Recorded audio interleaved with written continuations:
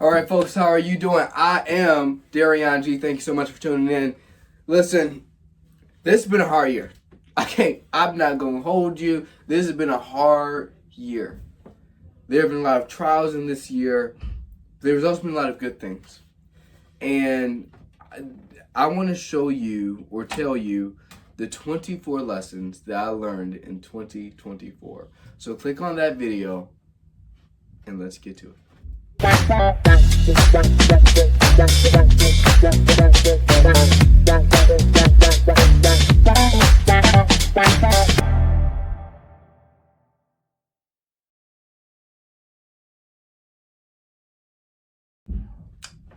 Once again, if you don't know me, I am Darian.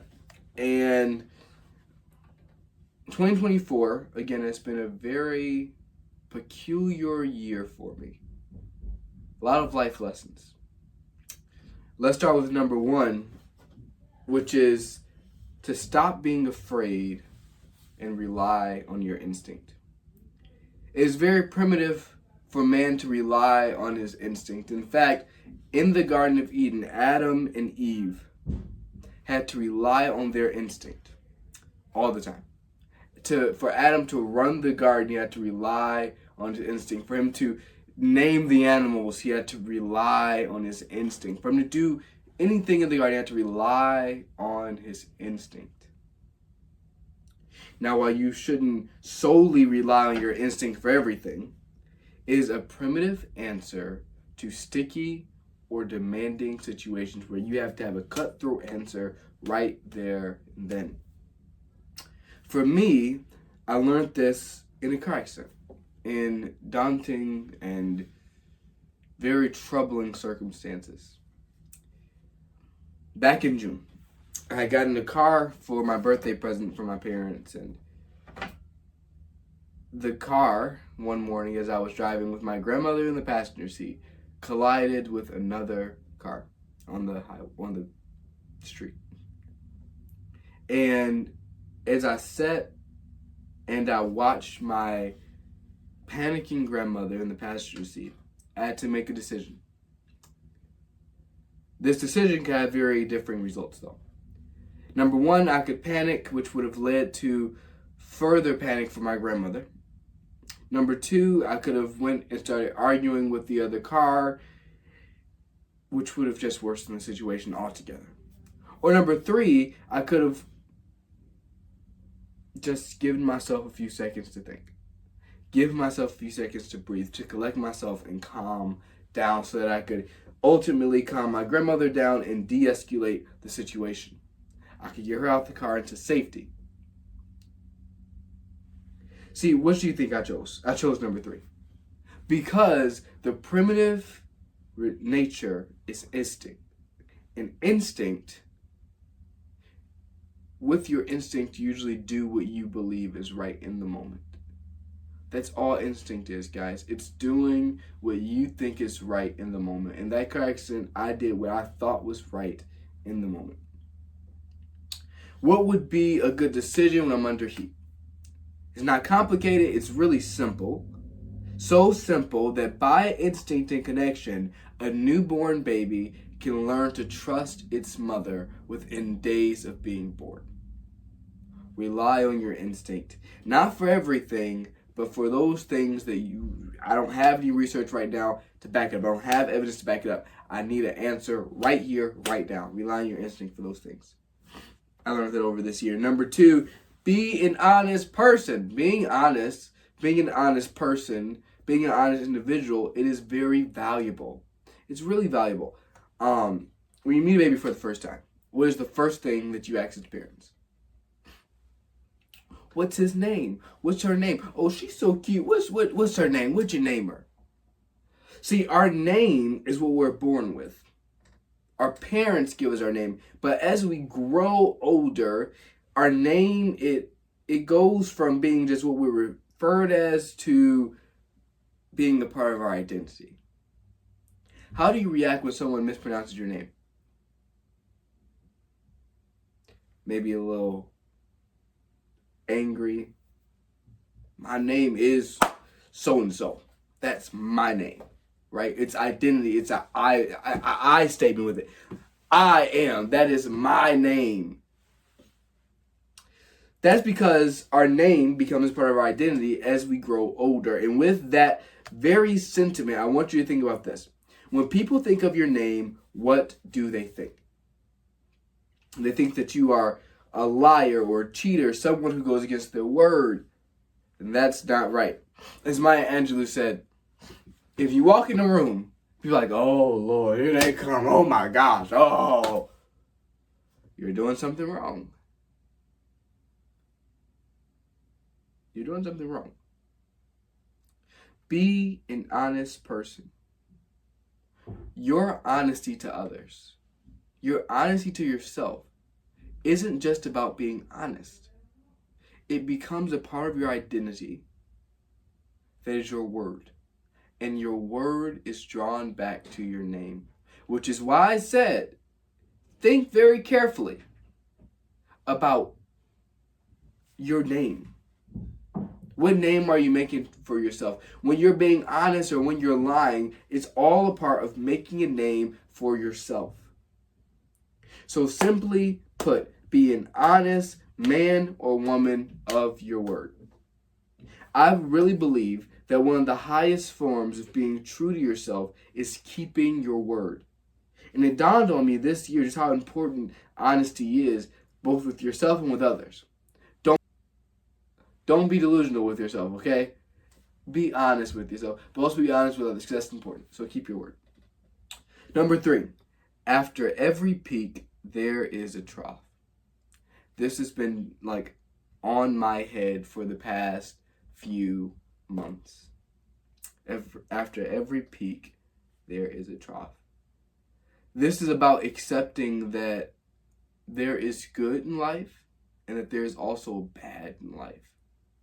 And taking that as it is. Being able to accept what you can't change and then change what you can change. I would go even further to say that every bad thing is truly setting you up for the good thing. Now, when it comes to joy, of course, it's not about the fact that the trough is coming after your peak. It's about how you can have joy in trough-looking circumstances, which is hard. It's not easy. This is where I learned this. Over the past summer, the summer of 2024 was among the most joyful times I've ever been. For example, I got to serve over the summer with the day camp, Christian day camp, for a bit called Spring Hill. And during this camp, I experienced the most joy I've ever experienced. Life seemed like that one scene in SpongeBob where SpongeBob is dreaming of cotton candy and rainbows. That's what life genuinely seemed to me at that moment. It was perfect. I felt like I was dreaming or levitating on clouds. I came back home after, and I spent time with my family. I started a business. I got a job. Everything was going great. Then a few months later, I felt super vulnerable. Couldn't sleep. I felt unsure of myself. And what's weird was that everything seemed to be going great for me in that moment. When I felt most vulnerable, when I felt horrible about myself, everything seemed to be going great. Don't ask me why, I still don't know. Just did. The job was great, ministry was great. I was with family and friends often. I felt really rock solid in my faith. It was weird. Well, long story long, now I'm actually starting to feel joy again. So, or more so joy in troubling circumstances. So understand that there is a trough after every peak. There will be some hard stuff in life. This life won't be easy for you. As a matter of fact, if life was easy, then it wouldn't be worth it. So it won't be easy. The first part to having joy in troubling circumstances is simply understanding that life ain't easy. What did Kermit the Frog say? It ain't easy being green. The Bible says that in this life you will have suffering, but do not worry because Jesus Christ has overcome it all. It ain't going to be easy, but it's going to be worth it. Number 4, there is a season for everything. Do you remember that business that I was telling you about earlier? Well, that business, it was called Movier. And Movier stood for motivate. Movier was meant to get people to not just become motivated to do, but to motivate others to do. It failed. I mean, yeah. About 2 months into starting the business failed. And I worked really hard for months. Sleepless nights, money spent, all of it. But it failed. I was forced to shut down. It was sad that the business didn't go how I wanted it to go. But the lessons that I learned along the way, the skills that I had equipped along the way, they will be with me forever. So there's a season for everything. I think this is especially something that needs to be said for people, for the Gen Z, for my age group, especially when it comes to relationships, right? There is a time and a season for everything. Not everything is going to last forever, which is why it's important to treasure everything, because not everything is going to last forever. So there is a season for everything.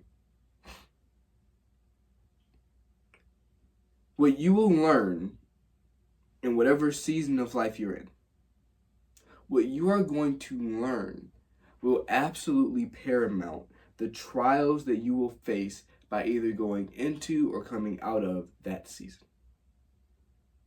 Number 5, how to maneuver through hustle culture. Now, I think I'm a pretty hardworking guy. I'm not lazy. I don't procrastinate. But it is really important to know when your body, your mind, and more importantly, your soul is tired. It's important to know that stuff, guys. These past months, I've been experiencing health complications. I had been sick with the common cold. Well, one night, I was doing karaoke with my family, and I was dancing. Now, if you know me personally, then you know that I absolutely love dancing. I very naively and childishly think that the world would be 10 times better and happier if people dance more. So I'm dancing and singing with my family, and then all of a sudden I developed this headache. It was a bad headache. But I thought, it's no big deal, right? It'll go away by morning. Eat, get some water, everything will be fine. Well, yes and no. Because the next morning when I woke up, I simply could not move. That's right. From here all the way to here was in grave pain. It was almost like I was paralyzed. So I was rushed to the hospital. I get to the hospital. What do you think the doctor said? You're doing too much. Sit down. In other words, I was forced to stay home for the whole week. I couldn't go to work, school, I couldn't do ministry, couldn't do anything. I was forced to rest. And for most normal people, that would seem like a dream. But I loathed it. I hated it. I hated every second of it. In my mind, I was thinking, I'm young, I can handle the pain. I'm young, I can handle the stress. Stress is good, right? I mean, if you don't work, then you'll be nothing in life, right? Well, that's what I gathered from the David Goggins and from the Andrew Tates. And yes, stress is good, but in moderation. Yes, work is good, but in moderation.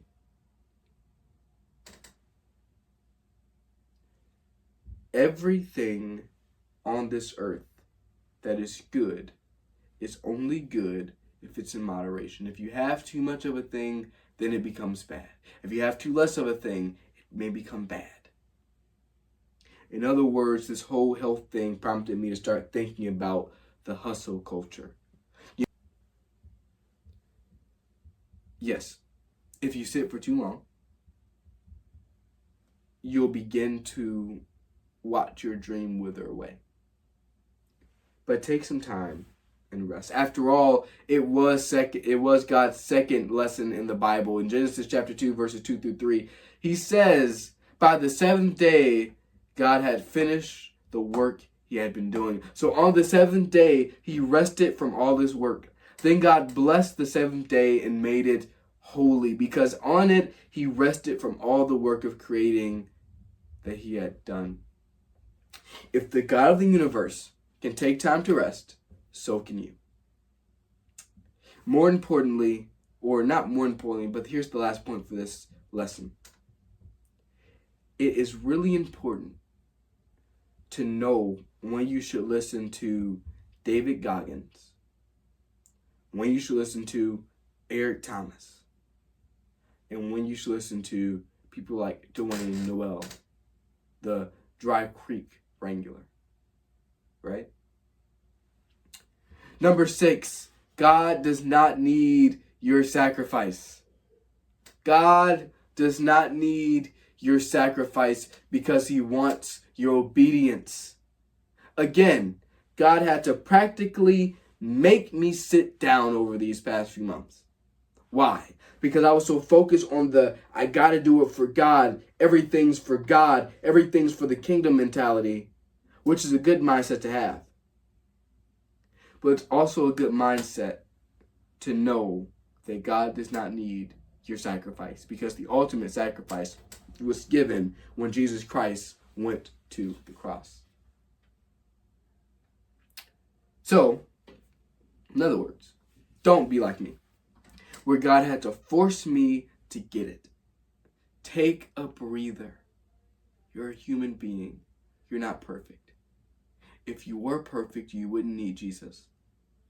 But you are not perfect, so you need Jesus. Take a breath. Allow yourself to sit down. Let God be God. After all, he does not need your sacrifice. He needs, or he wants, your obedience. And if you're obeying him, then you will know when to rest.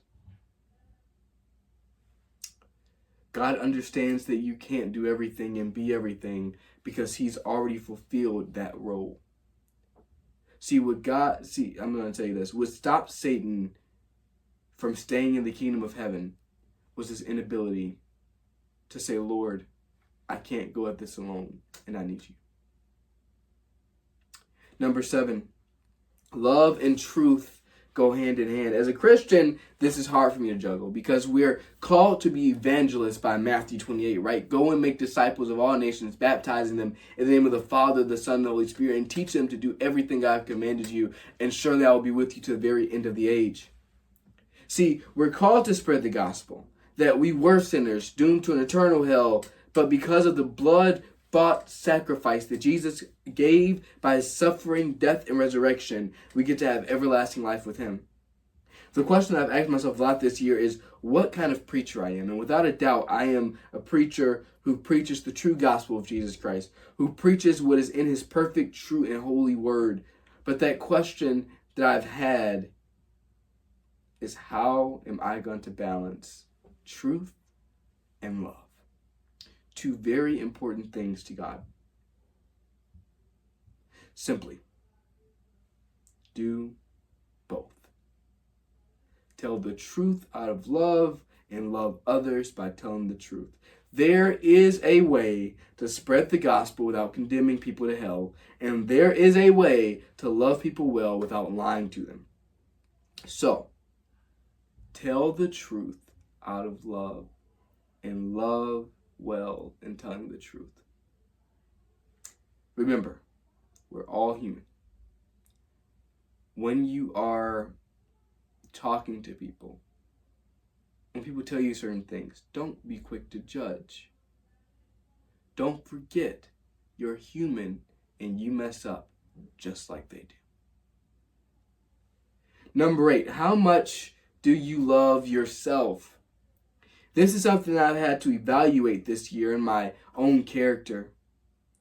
This topic of self-love, it can seem selfish, or at least it did to me at first. It seems selfish to love myself. For me, it's simply just doing the things that I want to do, enjoying life and taking things slow. Learn to love yourself. When we accurately love ourselves and see ourselves as beautifully flawed individuals, knowing that God makes no mistakes, and though you may have some things that you don't particularly like about yourself or think may be a flaw, the Lord sees you as his perfect creation, wonderfully and fearfully made, as Psalm 139 says. This is what you should be seeing yourself as. It took a while, but I'm finally here. I am wonderfully and fearfully made by a perfect creator who makes no mistakes. Though I am beautifully flawed. Number 9, stop taking everything so personally. Over the year, I read the book, The 48 Laws of Human Nature by Robert Greene. And it changed my perspective in how I see people. Everyone is self-inflicted. Everyone is too worried about themselves to worry about your junk. Everybody is too worried about their junk to worry about your junk. So stop taking everything so personally. Not everything is about you. After all, like Marcus Aurelius said, he had his servant say very often in his ear, "You're just a man." Stop taking everything so personally. Stop taking yourself so seriously. There are over 7 billion people on this planet. If you allow one person's negative remarks or thoughts about you affect the way that you live your life, or affect your confidence, if you let it even affect your day, if you let it affect your minute, then you are out of your mind. There are 7 billion people on this planet, and you're allowing one person to affect you negatively. What does that say? Number 10, value your health. Over the year, I had some health complications, as you know, some of which could have been avoided if I had paid more attention to how I was feeling physically. Pay close attention to how you're feeling. Listen to your body. Value your health. Work out. Eat healthy. Go to the doctors regularly. Pay attention to how your body is feeling and when. Please, I'm telling you, your health is important. And I guarantee that if you were to leave this earth early, there are people who will be sad. They will grieve and mourn very harshly. So please, my friend, take care of yourself. Number 11, I know that I don't know. This is a quote by Socrates. I came across it earlier this year, and I never forgot it. He says, I know that I don't know, except that you don't know everything. You never will. As a matter of fact, I believe that there are things that we aren't supposed to know. Sometimes you have to simply be satisfied in the unknown. But don't use being satisfied in the unknown as an excuse to be ignorant. Be a lifelong learner. Learn everything that you can, but don't harp on what you can't. It is in the unknown that we learn the most. I have been in many circumstances this year, some that I can talk about and some that I can't, where I have had to simply be content in the unknown, not knowing what was going to happen next or how it was going to turn out. In that car accident, which is something I can talk about, I was forced to have this thought of, what if someone dies or is chronically hurt? would it be my fault?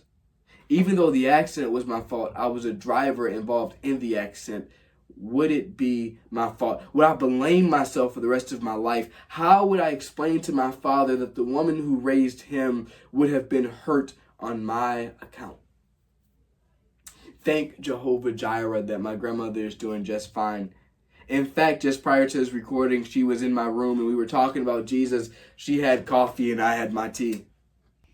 Hello there, amazing people. Thank you so much for watching the first part of the two-part series, the 24 Things That I Learned in 2024 two-part series.